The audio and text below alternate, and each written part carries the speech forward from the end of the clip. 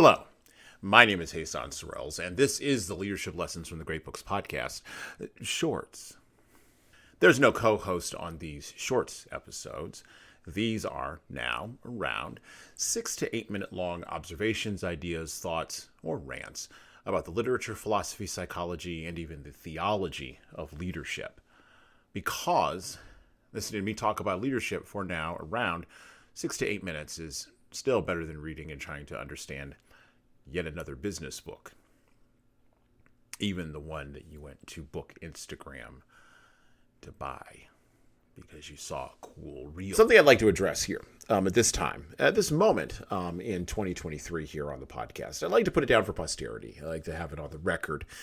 There's been a lot of hyperventilating ever since ChatGPT showed up in the world, or was released into the world by the Sam Altman-led OpenAI project back in November of 2022.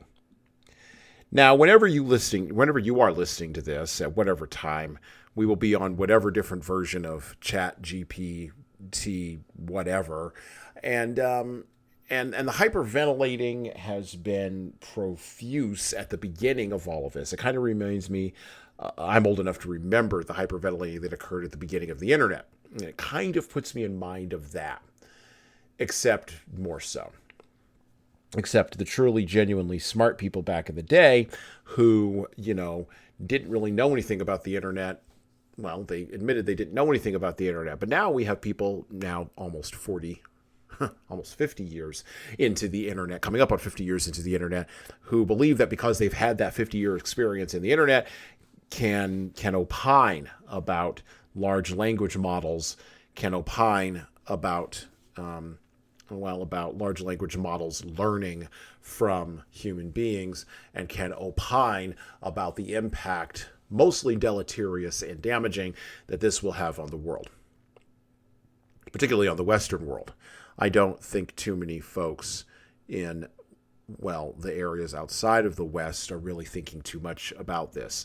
They're still trying to scrabble from the hard pan their own existence, even now. The question that arises with the gee whiz-idry of things like large language models that can create generative text, generative video, and yes, I am aware this is a podcast, generative audio that can make me sound like I've said anything. The problem with those types of innovations is not the innovation in and of itself. The problem is twofold. It's the anthropomorphization of that innovation, or the giving of human characteristics by human beings to something that is fundamentally inanimate and inhuman. By the way, inhuman not meaning lacking humanity. Inhuman not meaning lacking the need to be dealt with or to be addressed. Inhuman meaning literally not human. There is no mind behind a large language model. Or, to be even more specific, the only mind that there is behind a large language model, particularly in our time, who knows what there will be in the future, but the only mind in our time that is behind a large language model is a human mind. A human mind that dreams, not of electric sheep, but of real ones. A human mind that has biases. A human mind that is led to love its children and abhor its neighbors. A human mind that is urged to eat, urged to sleep, and urged to make love and connection at a deeper level than the mind that is prompting the large language model can even comprehend.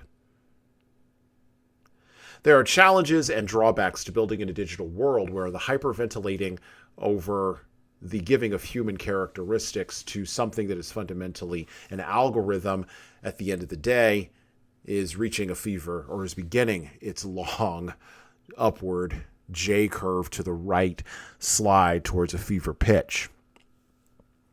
We're going to talk ourselves into something before the technology gets us there, and I don't know what that something is, but I know that it is not something that is real. Now, I'm old enough to remember the movie The Matrix, and so I'm not going to get into a philosophical discussion about what is real and what is not. I'm just going to go with this definition of real. Real is what your sensory inputs tell you is real. Real is not the metaverse. Real is not the fake things of video games. Real is not dressing up in cosplay and hanging out with your friends. That's not real, and we know it. We don't need a lot of fancy philosophical, hoop jumping in order to determine the difference between reality and fantasy. Instead, we merely need the courage to say something is real versus something that is not, and then the courage to defend it when it is attacked. We need to defend the real. And in 2023, when we want to take action, we need to take action to defend the real. That's what leaders do. In defense of that real, R-E-A-L, not R-E-E-L. Don't want you running to Instagram. By the way, that's not real either. R-E-A-L. In defense of the R-E-A-L, in defense of the real, we need to move out of digital spaces and we need to move into physical spaces. Look, your human body still needs a chair to sit in, a table upon which to put its elbows, and objects to entertain it when the electricity that powers your digital world goes out. One of the interesting things with the COVID-19 epidemic that occurred over the course of the last 2 years, one of the interesting knock-on effects is that more and more people are becoming more and more aware of the importance of maintaining a foothold, not merely a toehold, but a foothold in reality. A foothold in the world of the real, the world of the material, the world of the solid, the world of the fundamentally important. The world where human beings that you have to look in, where you have to look into their eyes and you can see their expressions and their emotions and you have to deal with them as they are. That world. The world that makes some people uncomfortable because it's hard to deal with, hard to comprehend, and sometimes hard to negotiate. The dealing with people in this world creates challenges and drawbacks for building in a digital world. And that's why the folks like Sam Altman and all of the other folks that are involved in all of the other large language model projects that they euphemistically call artificial intelligence, this is the thing they miss. Most leadership still happens human to human, rather than human to simulation or human to machine. The real world still matters in spite of all of the frenzied hyperventilating. The courage to defend it and the ability to recognize the difference between it and something that is not it are going to be key for success for leaders and the key to building real things in the real world with real people all the way into all of our tomorrows. And well, that's it for me. Listen and subscribe to the Leadership Lessons from the Great Books podcast on all the major podcast players that you listen to podcasts on, including iTunes, Stitcher, Google Podcasts, and even Spotify. And please leave a 5-star review if you like the show. We need those reviews to grow, and it's the easiest way to make sure that this show gets into the ears of the leaders who need to hear it. And of course, tell all your friends. If you want to get started on the leadership path, HSCT Publishing's products and services can help your team do that. Check out our training webinars, coaching services, and more at leadershiptoolbox.us. We also have a video-based subscription service that's software as a service that can help your team become better at the individual level. 60 modules and over 100 hours of video and written content for you at LeadingKeys.com. That's LeadingKeys.com. We've also got books that will help you and your team grow.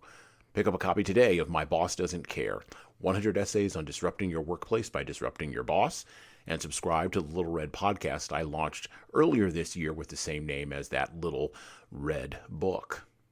My most recent book is 12 Rules for Leaders, the Foundation of Intentional Leadership. Co-written with contributions from Bradley Madigan, this is the book for right now that was written for leaders right now.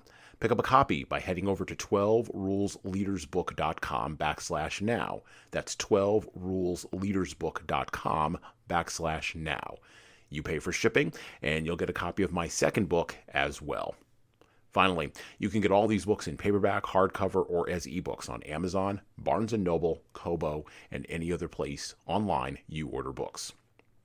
Finally, HSCT Publishing is on YouTube. Like and subscribe to the video version of the Leadership Lessons for the Great Books podcast on the HSCT Publishing channel on YouTube. Just search for HSCT Publishing and hit the subscribe button. You'll get our weekly video updates, which is the video version of this podcast. And, of course, you're going to want to subscribe to my other podcast. That's right, I do more than one. The Hassan Sorrells Presents audio experience, where I talk more casually with a broader range of people about all matters that matter in the world today, from arts all the way to analytics. All right, that's it for me.